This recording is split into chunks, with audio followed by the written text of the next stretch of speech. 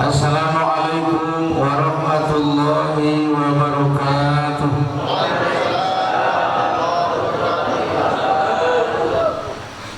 Alhamdulillahillazi ahyana ba'dama amatana wa ilaihin nusyur. Alhamdulillahillazi radda alaina ruhina wa afina fi kulli jasadina. Allahumma salli ala sayyidina Muhammad wa ala ali sayyidina Muhammad. Asyhadu an la ilaha illallah wahdahu la syarika lah wa asyhadu anna Muhammadan abduhu wa rasuluhu allazi la nabiyya ba'dahu. Qala Allah ta'ala fil Qur'anil Karim, a'udzu billahi minasy syaithanir rajim. Bismillahirrahmanirrahim. Ya ayyuhallazina amanu udkhulu fis-silmi kaffah wa la tattabi'u khutuwatis syaitan innahu lakum aduwwun mubin. Shadaqallahul azim. Para ulama, para ustaz, para pekerja agama yang saya hormati dan yang saya muliakan, yang kita hormati dan kita muliakan, karena Nabi kita pernah memberitahu akan datang satu masa nanti ke tengah umatku mereka lari dari ulama dan lari dari ahli hukum agama. Kalau mereka lari, maka tiga yang akan Allah timpakan pada mereka. Fayabtalihimullahu bisalasati baliyat.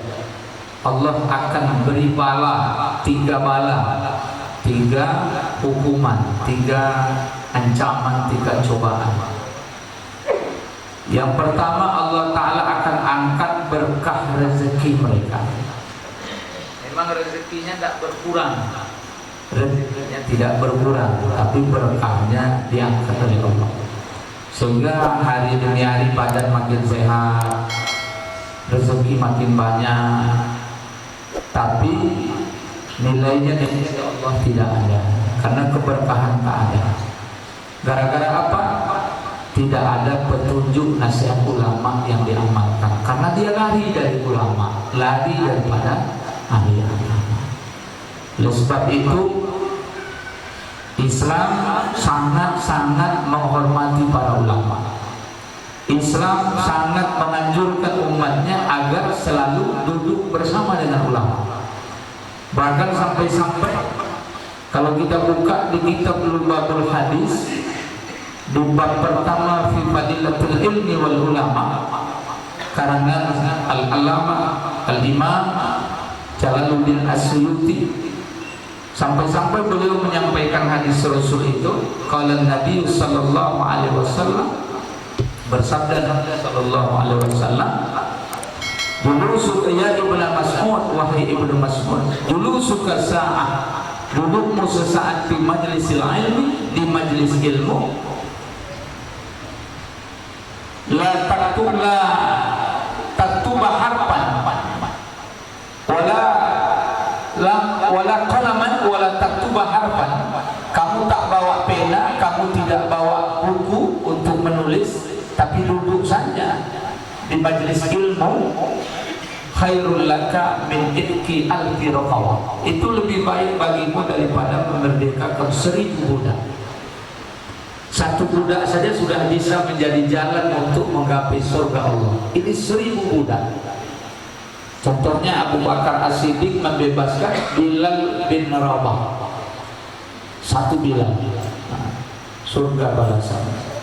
Kemudian Rasulullah melanjutkan dalam hadisnya yang mulia,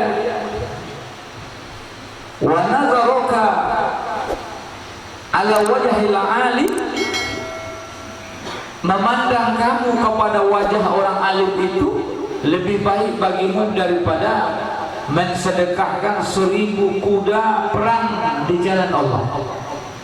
Coba, saya tidak mengajak kita untuk mengkultuskan ulama, tidak, tapi melalui hadis itu, begitulah ajaran Islam, bagaimana umat ini mendudukkan ulamanya, menghormati, memuliakan, menghargai, tentunya mendengarkan nasihat-nasihat baik dari mereka. Apa sebab? Karena ulama ulama itu adalah pewarisnya para nabi. Al ulama warasatul anbiya. Ulama pewaris para nabi. Lalu siapakah ulama itu? Kita tidak perlu merinci terlampau jauh. Ulama itu intinya orang punya pengetahuan agama, dia bertungkus lumus dengan agama, berjuang menegakkan agama, meneruskan perjuangan Nabi Muhammad. Ilmunya ada, dan itu biasa ada di setiap kampung, pasti ada. Tonggak-tonggak itu pasti ada. Maka kewajiban kita untuk senantiasa menghargai dan memuliakan ulama agar rezeki kita diberkahkan oleh Subhanahu wa ta'ala. Karena ini baru saja kita dengar akan grand opening ya, akan launching, akan buka nanti kedai kita, yaitu Luha Kepenuhan Man LKM ya, Kepenuhan Man. Ini kita agak ini pengaruh ini. Baik. Luha Kepenuhan Man. Ya, jadi saya ajak Bapak Ibu mendukung apa yang disampaikan oleh gerakan subuh kita. Ya, saatnya kita melihatkan bagaimana kita semangat untuk berekonomi dengan ekonomi di kalangan kita. Ini bukan berarti mematikan daripada ekonomi saudara kita yang lain, tidak. Tapi paling tidak di sini nampak semangat umat Islam mulai hidup dalam ekonomi Islam. Yang kedua, supaya nggak putus yang tiga tadi, supaya kita tahu, dan saya yakin sebagian sangat tahu sekali. Yang belum tahu ya mudah-mudahan jadi tahu ini. Yang kedua, Allah akan angkat pemimpin yang zalim ke tengah mereka. Ini apabila jauh dari ulama, lari dari fuqaha, akan dikirim Allah pemimpin yang zalim. Siapa itu pemimpin yang zalim? Pemimpin yang mereka ini mengambil yang bukan haknya dan semena-mena terhadap rakyatnya atau terhadap orang yang dia pimpin. Ustaz, sekarang pemimpinnya bagus Ustaz, begini. Alhamdulillah, itu kita ucapkan Alhamdulillah. Tapi ketahuilah, pemimpin yang diharapkan oleh umat ini adalah pemimpin yang senantiasa sayang kepada kita, takut kepada Allah, dan mengajak kita untuk selamat hidup dunia dan akhirat. Jadi bukan hanya kategorinya jaya dalam kehidupan dunia saja. Itu pemimpin, karena kelebihan pemimpin itu di sana. Kelebihan pemimpin itu dia mampu, dia bisa memberikan kekuatan untuk sedikit memaksa atau memberi solusi dari semua masalah yang hadir di tengah rakyat yang dia pimpin. Dan tentu kita berharap khususnya untuk Rokan Hulu ini tanggal 9 Desember nanti, mudah-mudahan Bapak Ibu bisa kompak, bisa bersatu padu memilih pemimpin yang dapat membawa Rokan Hulu ini menjadi negeri yang baldatun thayyibatun wa rabbun ghafur. Amin kalah kau cik. Dia menjadi kuat pada kau cik lah telah. Semoga Rokan Hulu ini menjadi negeri yang baldatun thayyibatun wa rabbun ghafur. Takbir. Kadang-kadang nak dihuri gitu. Apa aja tu? Nak dia guys mana? Nyokol lagi dia awak usaha betul terasa. Ya belum kita angin, no? Betul ya. Ini kita ingin negeri Rohul ini pemimpinnya dan rakyatnya berada dalam ridho Allah Subhanahu wa Ta'ala. Di dalam surat Saba, surat Saba ini surat ke-34, surat Saba surat 34. Kalau saya tak salah ayat 15, cerita tentang negeri baldatun thayyibatun wa rabbun ghafur. Dua syarat negeri itu jadi baldah. Baldatun thayyibatun wa rabbun ghafur itu yang kita sebut-sebut itu Dulu syaratnya yang pertama, tegak tauhid di dalam kehidupan masyarakat ini. Artinya mereka tidak melakukan kesyirikan. Mereka mengesahkan Allah, mereka mentauhidkan Allah, mereka jauh dari sifat-sifat musyrik. Yang kedua, mereka hidup dalam kebaikan sesama mereka. Jadi dulu syaratnya, kalau awak hendak sebuah kampung, sebuah RW, RT, dusun, kecamatan atau lurah atau pedesaan ataupun nanti kabupaten menjadi negeri yang baldatun thayyibatun rabbul ghafur, dulu syaratnya pertama, jadikan kehidupan itu jauh dari kesyirikan. Yang kedua, jalin hubungan baik sesama mereka. Insya Allah itu akan jadi baldatun thayyibatun rabbul ghafur. Bapu yang nyembal datun itu dibuka di tafsir. Tempat pandai. Kalau gini awak ke tengah maju, kebun sawit banyak, kebun gotak lain pula, support walidnya banyak. Alhamdulillah itu sumber rezeki awak saat gini diagih Allah Taala. Tapi ada yang menarik di kampung negeri Sabah yang disebut baldatun thayyibatun rabbul ghafur itu apa? Mereka bertani, Pak, itu orang itu bertani. Jadi hebat pertaniannya itu dalam riwayat bisa dibuka tuh di banyak tafsir ya. Contoh tafsir Ibnu Katsir misalnya.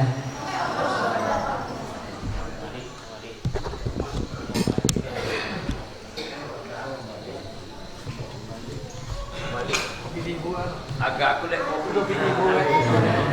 oh iya, kan itu langsung. Jadi hebatnya baldatun demikian agak memang apa? Agak turun naik sepanjang. Tandanya itu aja.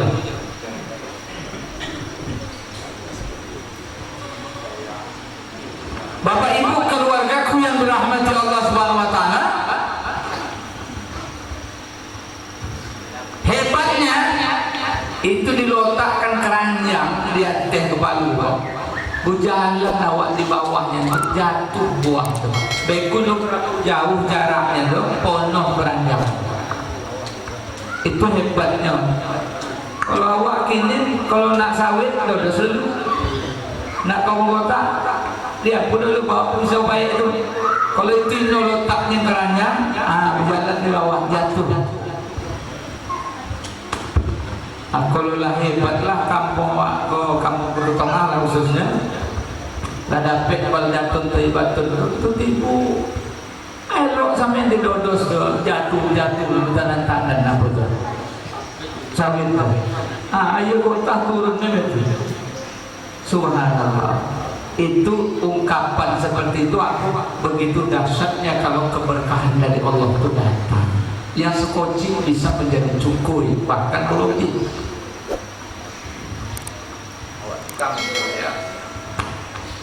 Allah. Baik.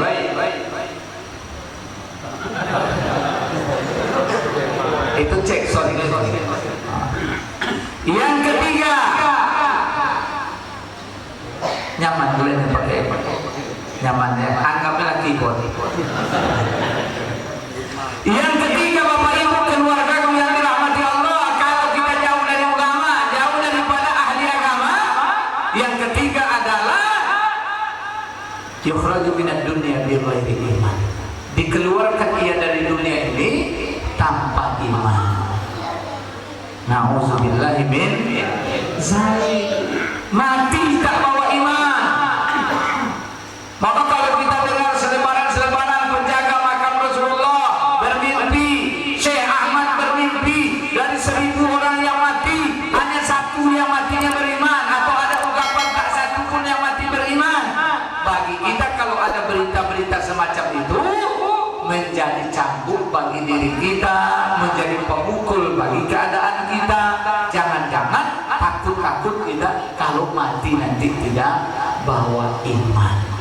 Itu gara-gara jauh dari ulama, lari daripada ahli agama. Kenapa? Wajar, karena kalau mereka tidak dekat dengan ulama, tidak dekat dengan ahli agama, yang pasti dan pasti mereka hidup tidak akan disinari oleh agama. Papuna disinari agama. Nun tahu di utaknya cuma berapa aku sawit, berapa aku gota, macam mana menurut untuk walen. Karena dia tidak pernah menyiram rohaninya dengan nilai-nilai agama. Tapi syukur kepada Allah, ada gerakan sholat subuh berjamaah, ada berbagai macam gerakan-gerakan. Di sini sudah ada rumah dakwah Fastabiqul Khairat dan juga majelis-majelis yang ada itu sebagai wadah untuk bisa kita mengkaji agama bersama para ulama ataupun para ustadz ataupun orang-orang pekerja agama. Hadirlah seperti ini, masya Allah, ramai juga. Dan kita baru saja buka kemarin gerakan sholat subuh berjamaah. Baru yang kedua ini untuk desa Rambah Hilir Tengah. Jadi kalau kemarin kan Musudo, Warung Musuh, Teluk Riti, Warung Nikung, itu masuk dalam Rambah Hilir Tengah. Baru yang kedua Sabtu buat tuh. Alhamdulillah ramai kompak. Seluruh kadus wajib hadir, seluruh RT wajib hadir, RW wajib hadir. Kalau ini hadir kata Pak Kades dipotong, tahap mana potong dulu. Tapi sebelum dipotong, hadir, memang luar biasa. Dan kami mohon doa sebagai salah satu juga pendorong. Kami mohon doa dengan awak siku satunya jemaah. Di mana-mana doakanlah supaya tumbuh gerakan-gerakan agama itu di seluruh kehidupan di Rokan Hulu khususnya di Indonesia umumnya. Amin ya rabbal alamin. Selawat kita pada Nabi SAW. Allahumma sholli ala sayyidina Muhammad wa ala ali sayyidina Muhammad. Susahmu selawat ya, muka inspirasi ya Pak. Sallallahu ala Sallallahu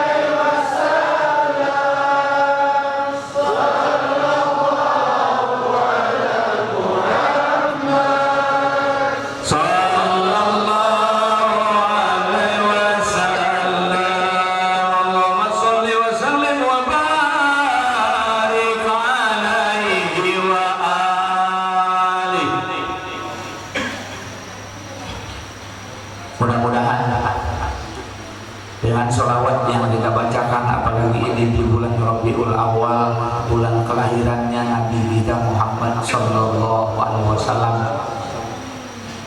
Mudah-mudahan kita semua makin cinta dengan Nabi Muhammad, makin mau menghidupkan sunnah Nabi Muhammad sallallahu alaihi wasallam.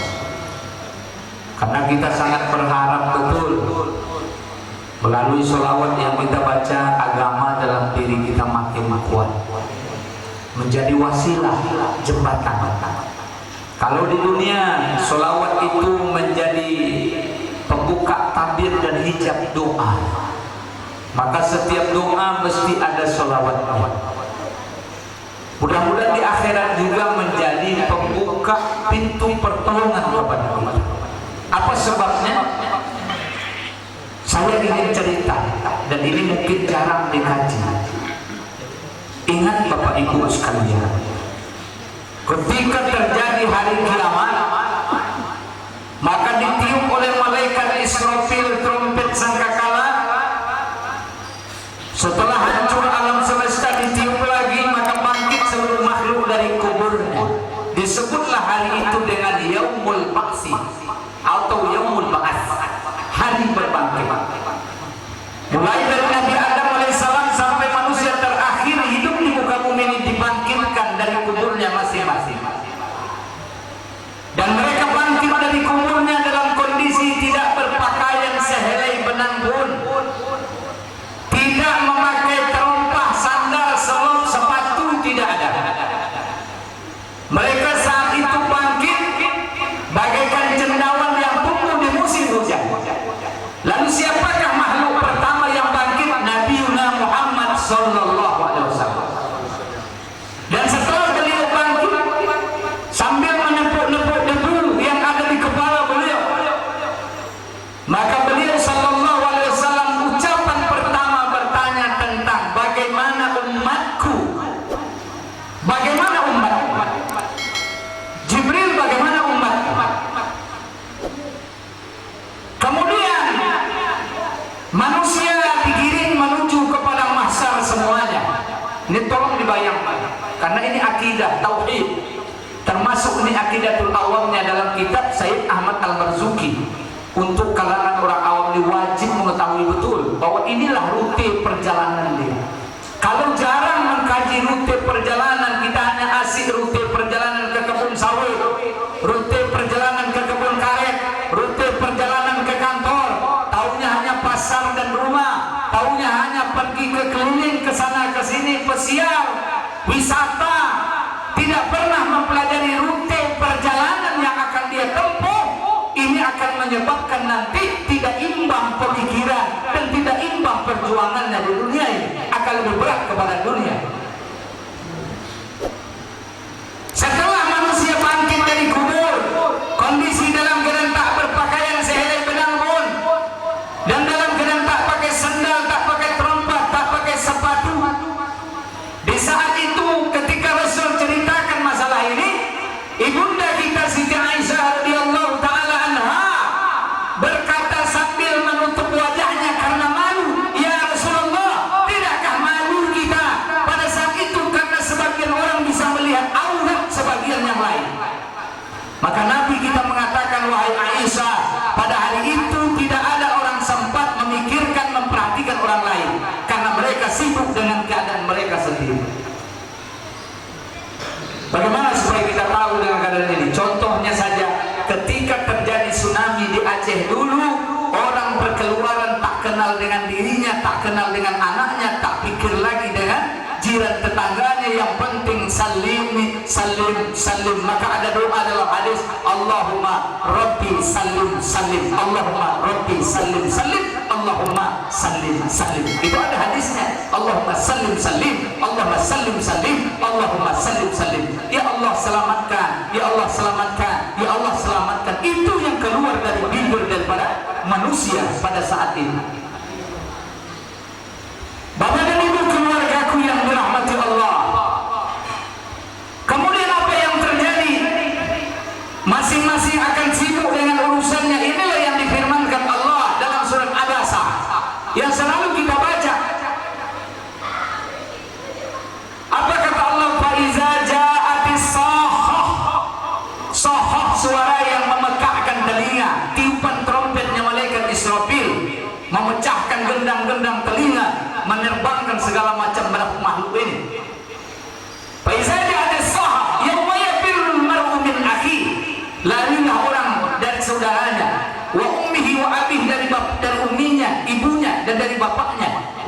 sahibatihi wa banihi, dari sahabat-sahabatnya dan daripada anak-anaknya. Likulli imri'in minhum yawma idzin sa'nu yughnih. Setiap orang pada hari itu sibuk dengan urusannya masing-masing. Ini penting dikaji, paling tidak sekali-sekali untuk ngecas daripada akidah kita. Mengapa? Karena kalau ini masuk, nanti dalam praktek di kehidupan kita, insya Allah kita bisa ada pelurusnya bisikan hati kita dari iman kita kepada Allah Ta'ala. Ketika ingin menipu kita pikir, ketika kita ingin zalim kita pikir, ketika kita ingin main-main terhadap agama kita akan mikir. Kenapa? Ada bisikan besok di akhirat. Akhirnya Bapak Ibu keluargaku yang dirahmati Allah, bergerak manusia menuju padang mahsyar. Dikumpulkan mereka di sana dengan beragam keadaannya. Bahkan sejak berbangkit dari kubur juga diceritakan banyak keadaannya. Di dalam kitab Durratun Nasihin ada 12 jenis bentuk manusia keluar dari kuburnya. Hanya satu yang baik, bagaikan wajahnya seperti bulan purnama. Wajahnya bagaikan bulan purnama. Yang lain itu macam-macam. Ada yang bangkit dalam dan kaki ke atas, kepala ke bawah.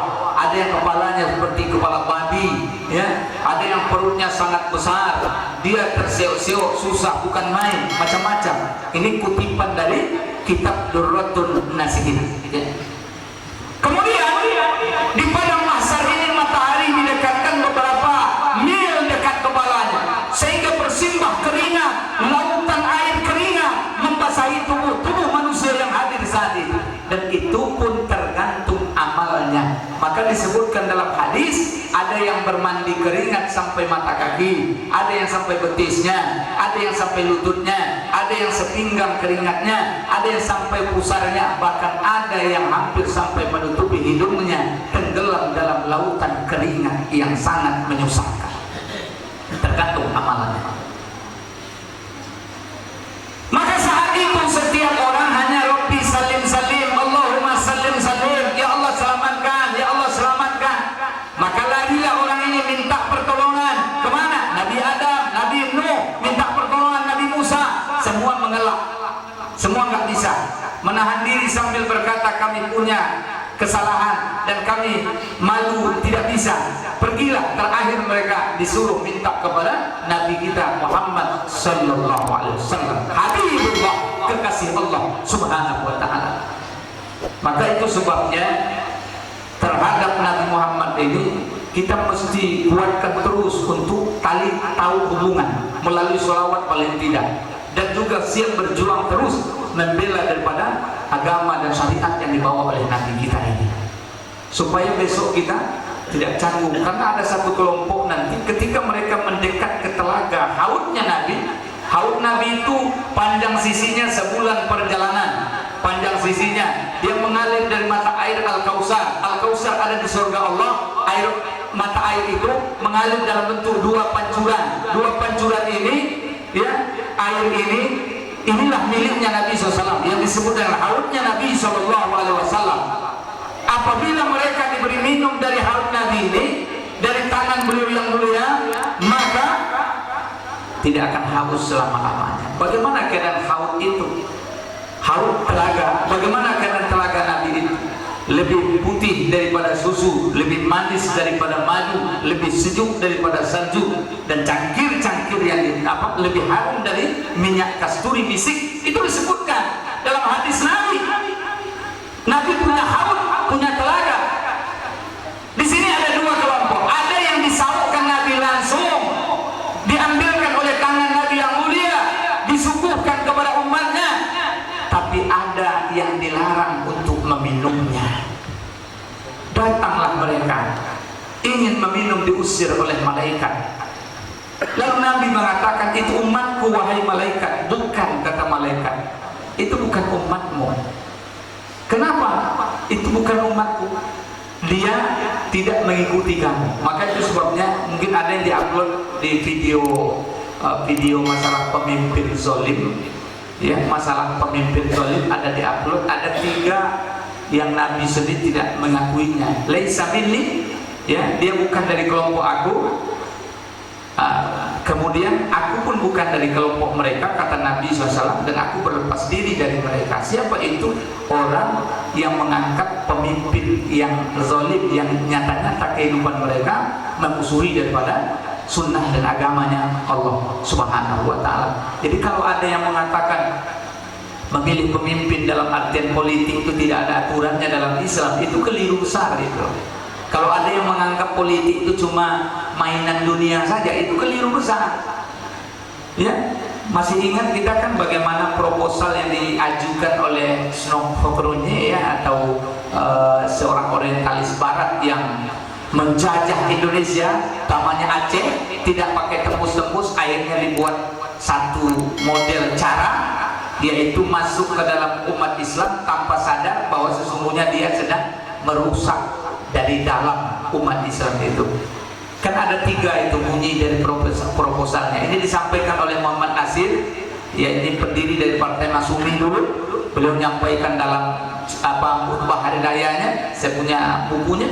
Beliau menyampaikan apa untuk umat Islam itu, ya, kalau soal ibadah, untuk soal ibadah jangan diganggu, kalau perlu difasilitasi, kalau perlu diberikan ruang gerak yang selebar-lebarnya, ini untuk soal ibadah. Tapi kalau sudah melirik kepada soal ekonomi, ini lampu kuning, ini hati-hati. Maka tolong jaga ini, hati-hati jangan sampai lampu kuning ini terjadi, yaitu kalau masalah ekonomi. Karena ketika umat dikuat ekonominya, mereka tidak bisa dibayar, tidak bisa dibeli. Contohnya saja lah dalam pemilihan ini itu segala macam. Kalau orang itu sudah mapan hidupnya, disogok 50 dia nggak mau, 100 dia nggak mau, ya, 150 dia nggak mau. Itu kenapa? Bagi dia sogok itu haram, kebutuhan uangnya dia nggak penting. Kenapa? Karena dia sudah mapan. Beda dengan sebagian masyarakat kita yang di kampung-kampung yang jauh itu, di mana dia berpikir soal dosa nantilah, yang penting sekarang lepas ini kesulitan saya ini. 50.000 itu banyak juga, 100.000 ini banyak. Jadi kalau sudah punya proposal yang kedua ini, warning, lampu kuning. Dan kalau sudah mereka bicara soal politik kepemimpinan, ini lampu merah.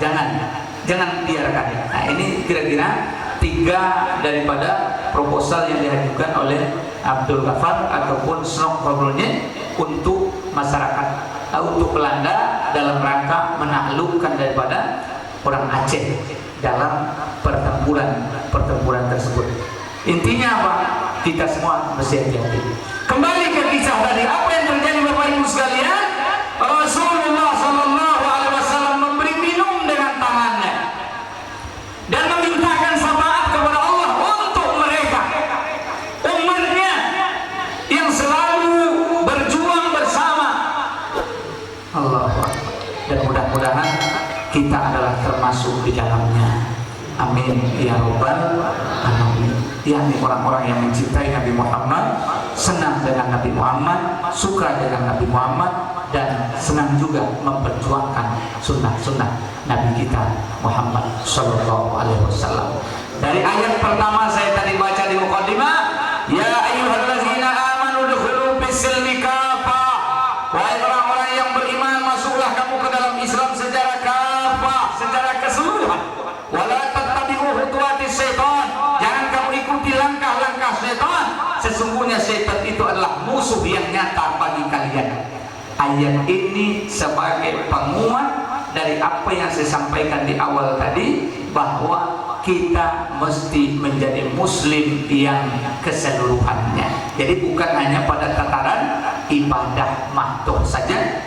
Tadi sudah diungkapkan ada LKM-nya, yakni ada luhak kepenuhan mat.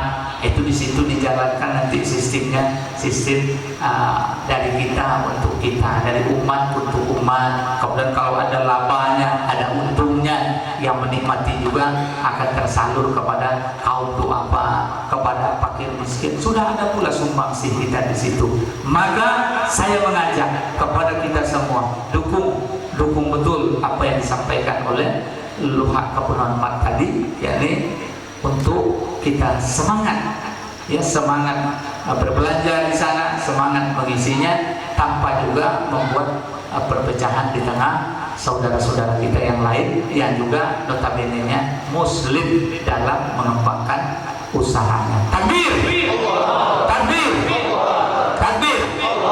Al-Quran imam kami, Al-Quran pedoman kami, Al-Quran petunjuk kami, Al-Quran satukan kami. Sama-sama. Al-Quran imam kami, Al-Quran pedoman kami, Al-Quran petunjuk kami, Al-Quran satukan kami. Allahu Akbar, Allahu Akbar,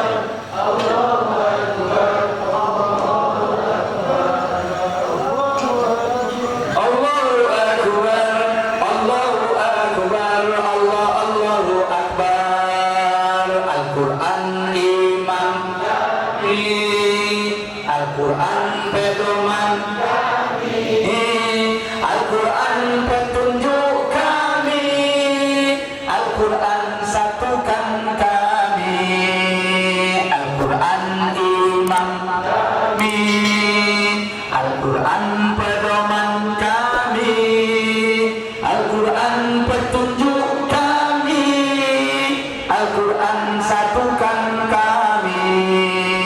Allahu Akbar, Allahu Akbar, Allahu Akbar, Allahu Akbar, Allahu Akbar, Allahu Akbar, Allahu Akbar, Allahu Akbar. Takbir.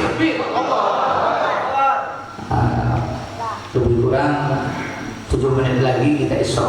Sebelum Isra saya lanjutkan. Bapak Ibu keluarga, setelah proses ada haul Nabi Sallallahu Alaihi Wasallam, maka datanglah apa yang disebut dengan Yaumul Mizan. Kemudian ada namanya Yaumul Hisab. Yaumul Hisab, hari perhitungan amal.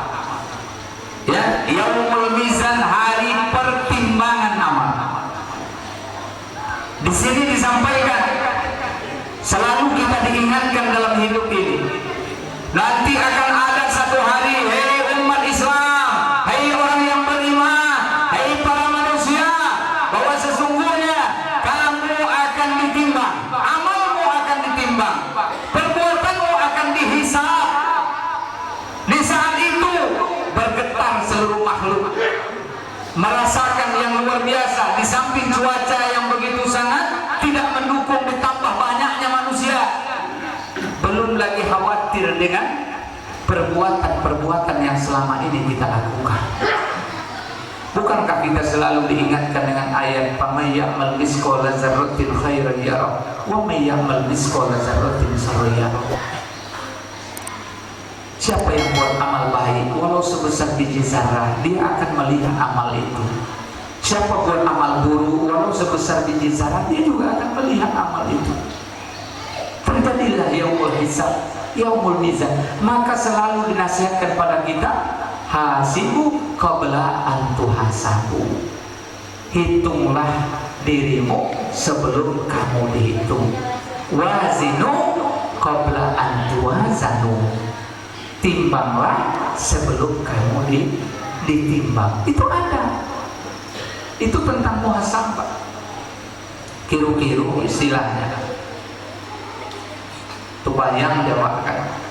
Andaikan awak kini kau ditimbang amal, dihitung amal, di situ tidak tertutup sedikit pun, karena Allah itu zat yang maha mengetahui semuanya, yang tersembunyi maupun yang dinyatakan, yang besar maupun yang kecil, di depan orang ramai maupun sendirian.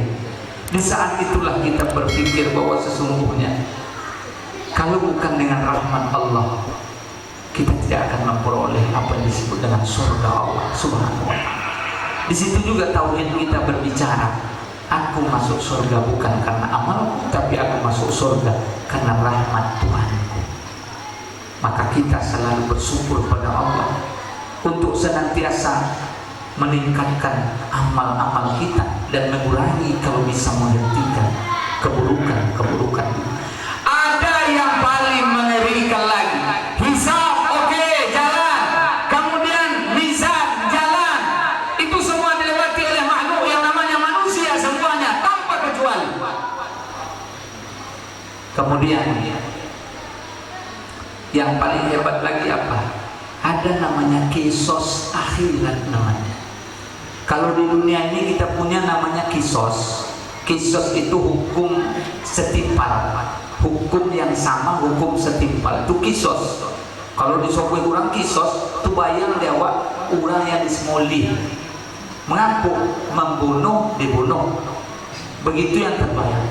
Ya ayyuhalladzina amanu kutiba alaikumul qisasu fil qatl al-hurru bil hurri dan seterusnya.